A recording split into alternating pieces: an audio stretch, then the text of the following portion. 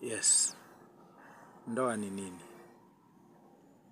Ndoa ni makubaliano kati ya mwanaume na mwanamke, ambayo katika makubaliano hayo kunakuwa na upendo wa kiundani ambao mtu ndani ya roho yake anajinyima.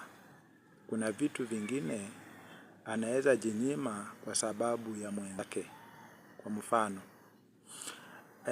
huyu mtu haswa kama ni mtu wa kiume huwa anajinyima vitu kadhaa. Huwa anajinyima, saa zingine anakosa kukula ili ameweza kuweka kwa akiba ili apeleke ili wakule wakiwa wawili. Na hakuna kitu ambacho huwa kinakuja bila majukumu.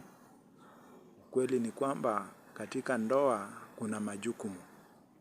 Na jukumu la kwanza ni kwamba unakuwa umejifunga kati yako na yeye, na kuwa umeamua kwamba sitaki kuishi maisha yangu peke yangu, nataka ni lazima niwe na msaidizi.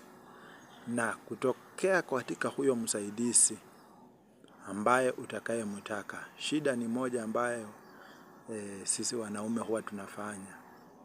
Tunakuja, tunadharau huyo msaidizi, tunaanza kumpiga, tunaanza kuona ni kama yeye hana popote penye anaweza enda. Kweli ni kwamba huyu mtu ambaye wewe unamdharau, kuna huko nje mtu mwingine naye anamtamani na anamuona kuwa wa maana kwa maisha yake.